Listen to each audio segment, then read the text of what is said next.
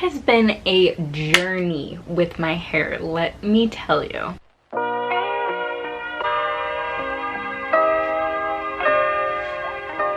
Today I'm doing a video that I'm really excited about. I'm doing my 2B, 2C curly hair routine. This has been a long time in the making for me. I started looking into curly hair a little bit more a few months ago, like around January and February of this year. Every single person in my family has very curly hair. My mom does, my dad does, both of my siblings do, and I obviously do. And our last name, Cassidy, I'm pretty sure actually means curly haired in Gaelic, which is crazy because we all have curly hair. Even everybody like on my extended family has curly hair. So curly hair has been a large part of my life. I did not know at all how to take care of it when I was younger, and I'm so happy that I have figured out this routine that actually works for my hair now. So I have 2B, 2C curls, which is a little more like elongated than like ringlet curls. It's a little more wavy. And don't come for me for talking about if I have curly hair or not, because I know some people like to get heated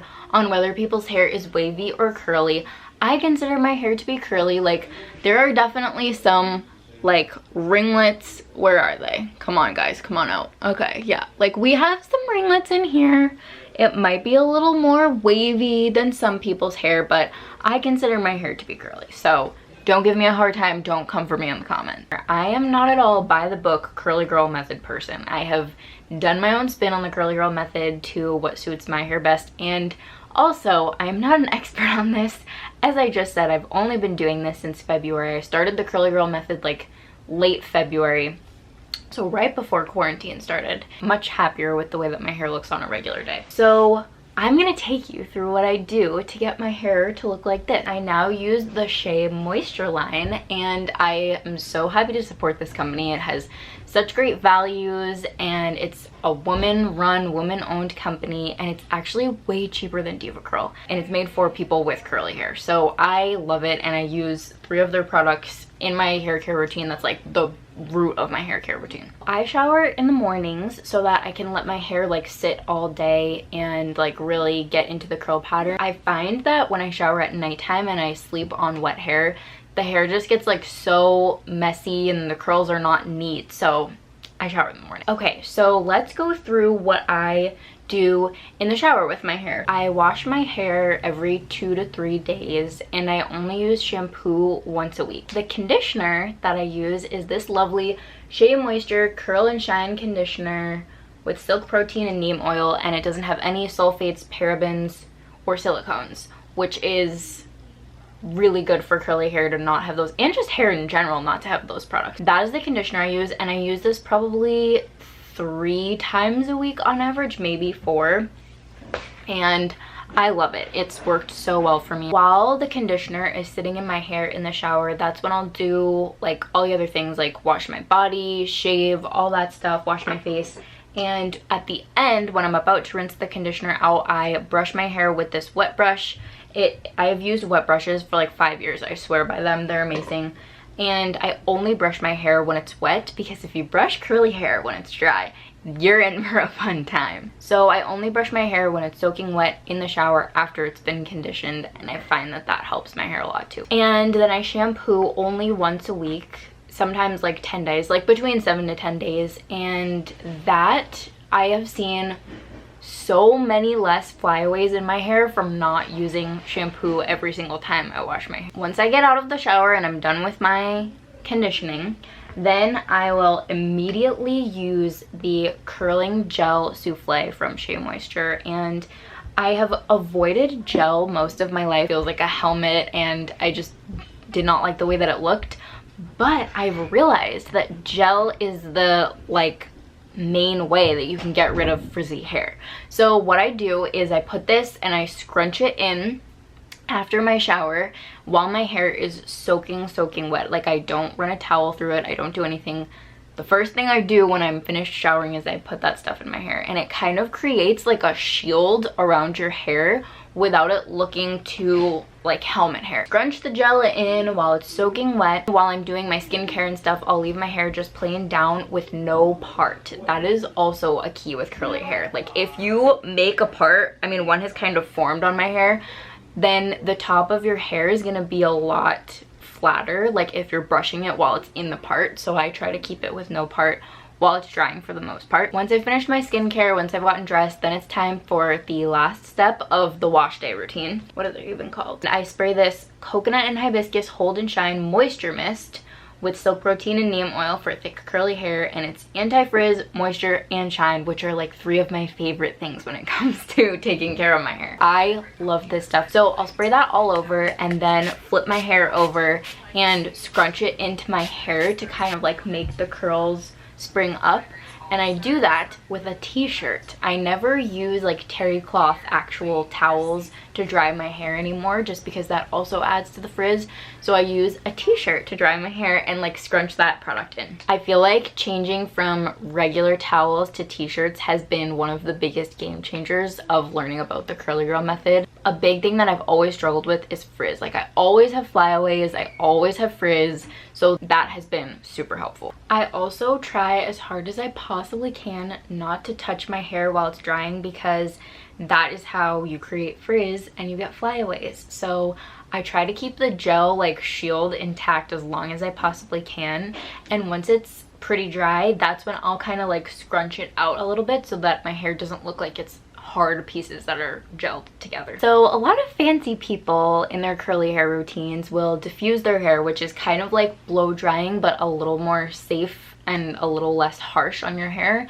And maybe I should start trying that, but I just don't own a blow dryer and I don't really feel like buying one. So if you are familiar with diffusing, A, is it worth the time? B, is it worth the money of buying one? Comment below and let me know what you think, if you think I should try one. Okay, so I have never actually like tested to the minute how long it takes my hair to dry, and I'm so curious. So since I'm filming this, I figured I might as well jump in and see how long it takes. So I'm starting the timer now, and I will update you when my hair is fully dry, and we will see just how long it takes. My guess is that it's gonna be about like 3 to 4 hours.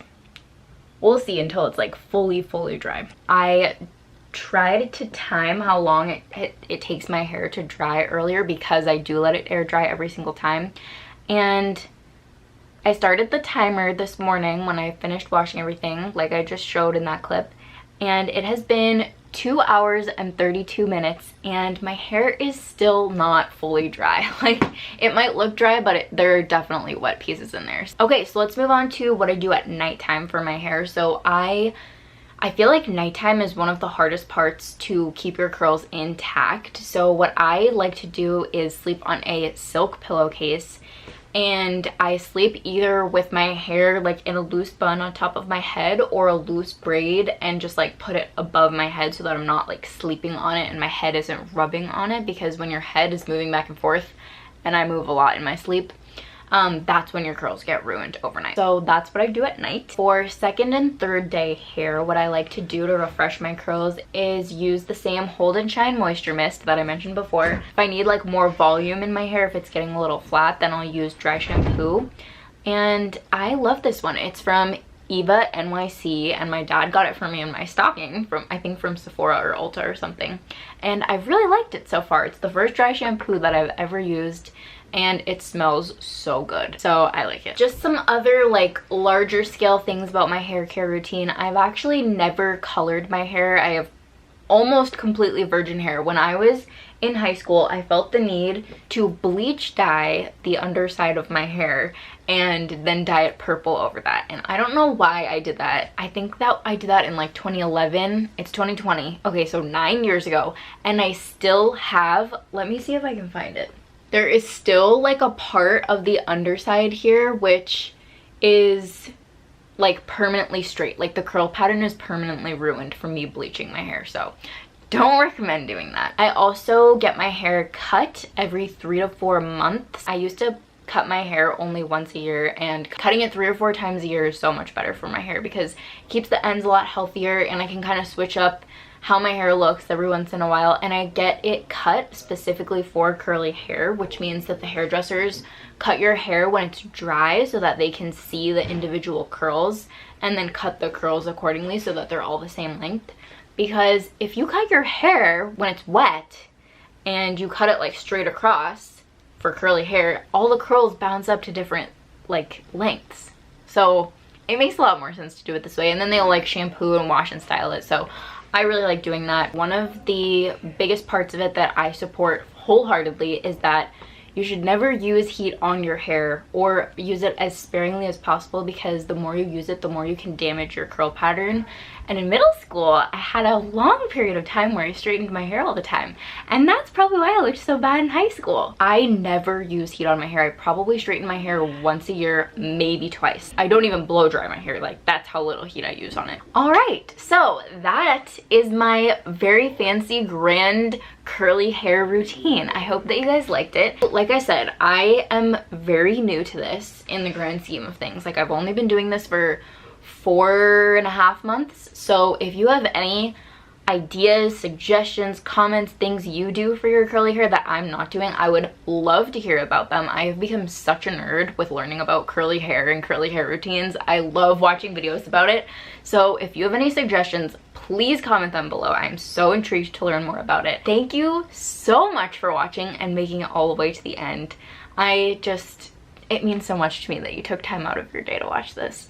So thank you for watching. Don't forget to comment below what you thought about it, and I will see you in the next video. Bye.